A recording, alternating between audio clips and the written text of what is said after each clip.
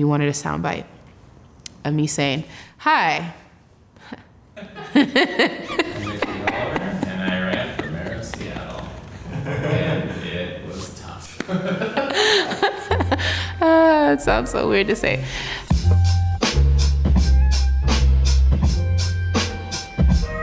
So the top candidates in Seattle's mayoral race of 2017 were Jenny Durkin, Carrie Moon, Mike McGinn, Bob Hasagawa, Justin Farrell, and myself, Nikita Oliver. We were considered the 6 frontrunner candidates. The third place finisher was myself, less than a percentage point behind Carrie Moon, and then the winner of the mayorship was Jenny Durkin. What was it like to run for mayor, especially as an untraditional candidate? I've thought about that word untraditional a lot since we announced my candidacy. There are actually a lot of ways where I'm extra traditional. I have a law degree, I have a master's of education, written amicus briefs, and partnered with local politicians to write policy. And when folks talk about me as an untraditional candidate, I think often what they're referring to is I'm a renter. I would be considered middle to low income. I am a Black queer woman. I'm also an active boxer and do Brazilian jiu-jitsu. You know, that word untraditional was utilized to put me on the outside, to try to make me a French candidate. And it's this idea that everyday residents don't run for office, that you have to be wealthy or white or have career political experience in order to run for an office like mayor of Seattle. So Seattle, I'll start with the land. I love the land of Seattle. We're in the Coast Salish territories. The land is green, there's water, there's rain, there's salmon, there's mountains. I mean, it is really a gorgeous landscape. The people of Seattle are a little bit of a different story. Even though we talk about ourselves as this very diverse liberal place, we overlook the fact that we are incredibly segregated. We're looking at a city that has a huge housing crisis, 11,000 housing vulnerable people, 5,500 of whom are sleeping outside. Huge economic crisis. The gap between the wealthy and the poor grows every day. I mean, Jeff Bezos just made $2.4 billion on Black Friday, you know? And as the tech industry has grown, Amazon and Google and Microsoft have all grown, we haven't seen access to that employment or that income increase in the communities that need it most, which is part of what prompted why we decided, and I say we because it wasn't a decision I made on my own, and it wasn't an act I did on my own, why we decided to run a candidate for mayor who represented the interests of the most marginalized, most vulnerable, to start changing that, as opposed to just talking about it or complaining about it, which liberals do a lot of talking. We're pretty hypercritical. We really wanted to be solution-oriented, believing that the most impacted people in our city really have the brilliant solutions to help change that. I was really honored to get to sit at tables and bring those ideas to the forefront. Did you ever feel attacked by liberals, even though you guys were supposed to be on the same team?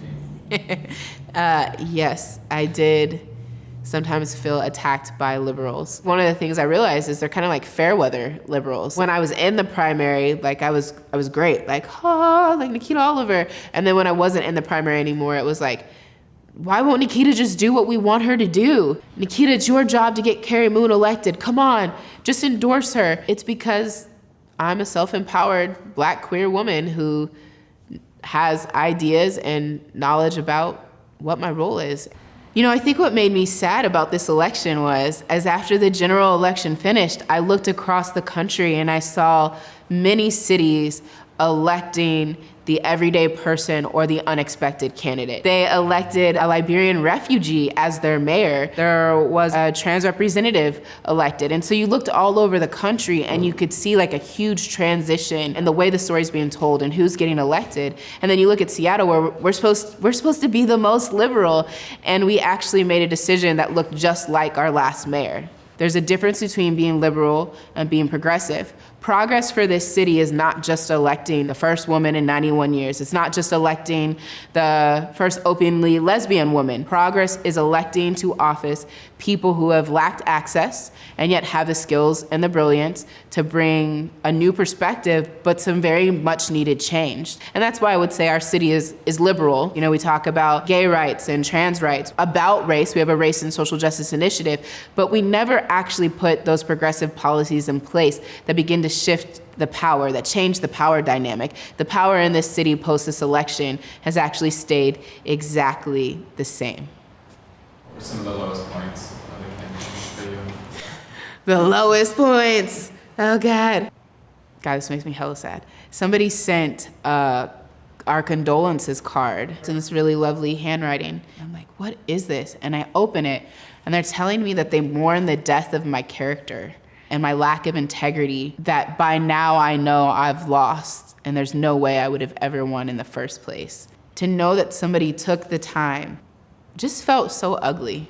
I got a phone call where someone left a message on my voicemail saying, "You're not gonna win this mayorship. We're gonna build that youth jail, and we're gonna put all you little monkeys in cages." Getting those kinds of messages on a regular basis was just a little bit demoralizing. And I think that that's sometimes, like, by the end of the week, what would have driven me down to my Friday night breakdown, because you can only answer so many questions and take so much criticism and also hate mail before you just need a break. And there are no breaks when you're running for elected office. You are running nonstop, and you cannot crack. You cannot flinch. You're just exhausted. I developed ways to smile for long periods of time, and that felt like a little bit of a low, because it was like, I am needing to create a technique to smile.